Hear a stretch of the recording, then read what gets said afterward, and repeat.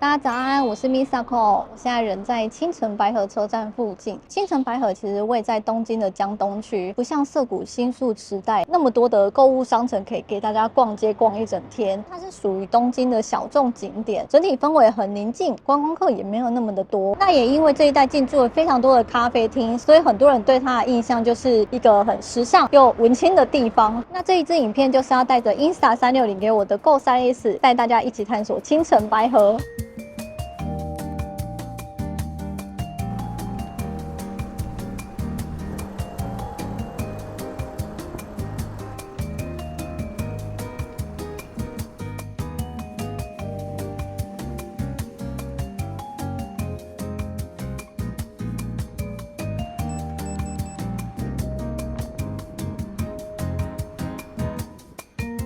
因为青城白河它店跟店之间其实距离有一点点远，步行的话我觉得会蛮花时间的，所以我蛮推荐大家可以租借脚踏车来玩这一带。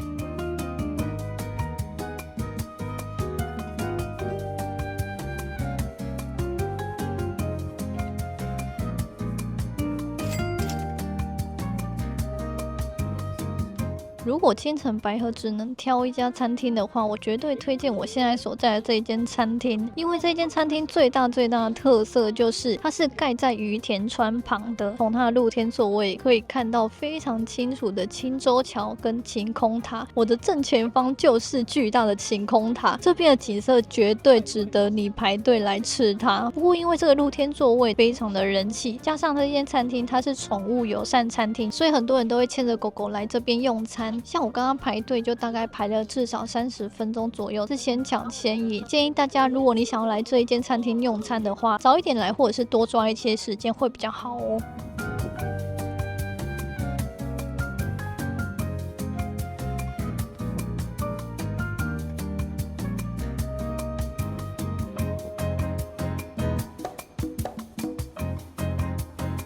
我刚刚去的那一间餐厅呢，它主要是供应西式料理。如果你是想要吃和式料理的话，我推荐你另外一间荞麦面店，它也是离青城白河车站走路几分钟就到。听说那一间店的店主他是师承日本一个手打荞麦很有名的师傅，派系是叫翁达摩，后来学成了之后自己出来开店，店名也冠上了一个翁字。这一间店很厉害，它在2022年跟2024年都有获得 Tabelog 的百名店的奖赏。我觉得它的面体吃起来是偏硬，是有嚼劲的那一种。我有另外点一份炸天妇罗，但是它的天妇罗是双人份的，所以我会建议大家2个人以上去吃再点会比较好。它的座位其实蛮少的，整间店都只有吧台的座位。我自己蛮喜欢那间荞麦面店，因为它的荞麦面跟天妇罗吃完，我整个人是觉得身体很轻盈很清爽，不会有那种很沉重的感觉，推荐给大家。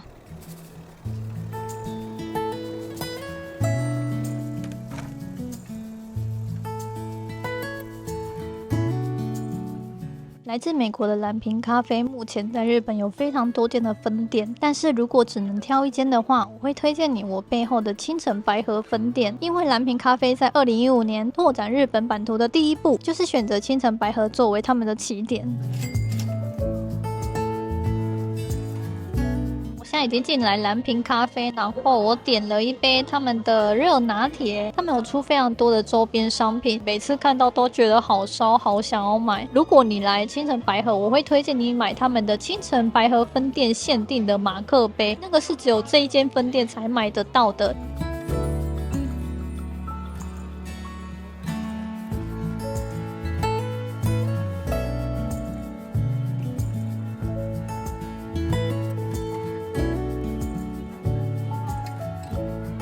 为什么青城白河被说是咖啡圣地呢？青城白河以前这边有非常多的仓库工厂，这些工厂不使用了之后就闲置嘛，后来就陆续被翻新，可能被作为艺术空间所使用。那其中一个用途就是因为它的空间很大，像是烘咖啡豆的时候会需要储放空间，会需要烘咖啡豆的机台的空间，加上有像蓝瓶咖啡这样的知名品牌进驻之后，慢慢的越来越多的咖啡厅进驻在青城白河这一带，也吸引了越来越多的年轻人来到青城白河。久而久之，青城白河这一带就带起了一股时髦文青的气息。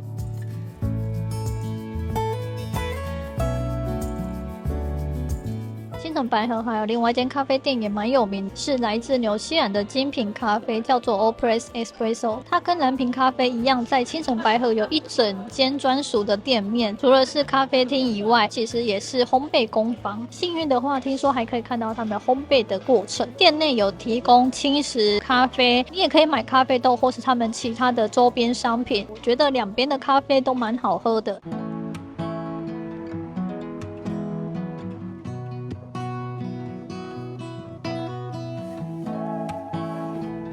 青城白河车站附近有一间面包店，在当地很有名，就是我背后的这一间。这间面包店有名的就是他们的咖喱面包，听说是咖喱面包的起源地，真的不夸张。我刚刚进去买面包的时候，里面真的超级多在地人在买面包，完全没有半个观光客，而且很多人都是一口气买超多面包。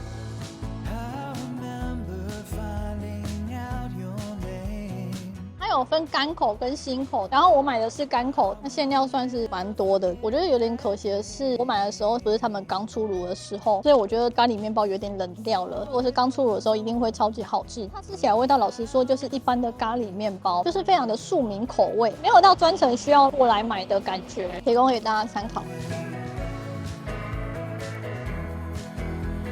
来东京玩怎么可以不带伴手礼回家呢？如果你来青城白河，我推荐2间伴手礼店。第一间就是我刚刚去买的手工巧克力专卖店。这一间巧克力专卖店非常的低调，它的店面很小，除了一般常见的板巧克力以外，还有很多特殊造型的巧克力。我发现它店内有卖鸡腿造型，还有鳗鱼造型的巧克力，它还会用礼盒包装起来，超级适合送人。那我最推荐的就是它有一款叫蹦蹦的巧克力，你可以自己挑选你想要的口味，选择你想要的礼盒，请店员帮你装进去。我刚刚买了一个5入组，它除了5入组的以外，还有10入跟20入，里面的口味你完全都可以自己挑选。而且我问店员，它是可以放2周，你买了然后带回去台湾也完全没有问题。然后它店内也有提供简单的冰可可跟热可可，我有买了冰可可来喝，超级浓郁，非常的好喝，推荐给每个喜欢巧克力的人。来青城白河一定要去那一间。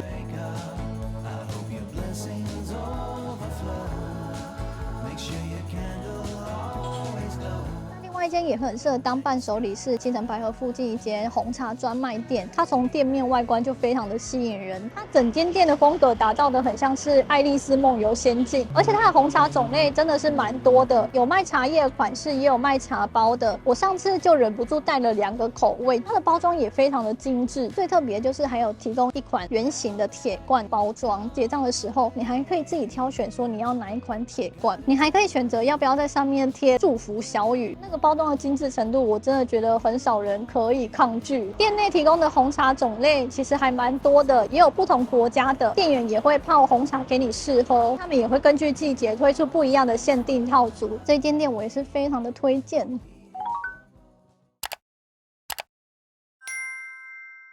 我现在回到家了，我觉得青城白河这一带算是蛮悠闲、蛮宁静的。大家来这边真的是可以看到很贴近日本人真实生活样貌的一个地方。那东京除了青城白河以外，当然也有其他的宝藏景点，之后也打算一一介绍给大家。那这一支影片最后还是要感谢一下饮食这次提供给我的 Go 3S， 我真的觉得它现在已经是我出门拍摄的时候必备的器材之一了。第一个优点就是它可以拍 4K 画质。因为像是我的影片通通都是拍 4K， 所以可以拍 4K 画质对我来说是一个必备的条件。像是这一台 Go 3S， 它就是横的跟直的都可以拍 4K， 而且你在录影的时候，它是会自动感应你的方向去进行横式或直式的录制。那再来第二个优点就是这一台可以免手持，可以靠磁吸的方式创造非常多的第一人称视角的拍摄。光是这一点真的是打趴很多的相机，因为像是这一次拍青城白河，我骑脚踏车的时候都是用磁吸的方式把它吸在我的胸前，那这样双手在骑脚踏车的时候就不用同时拿着相机，也可以自然的记录你前进的风景。我真的觉得这个功能超级好用，对于如果你是在进行户外体验、户外运动的时候，真的这一台会帮助你非常多。或者是这一台本身就有磁吸的功能，你就可以把它粘在任何有磁性的地方。它其实还有其他不同的配件，你可以去组合搭配来改变你的拍法，像是你可以用它的简易夹夹在你的帽子上啦，或者是包包上面。这一颗没电的时候，你只要把它放回去，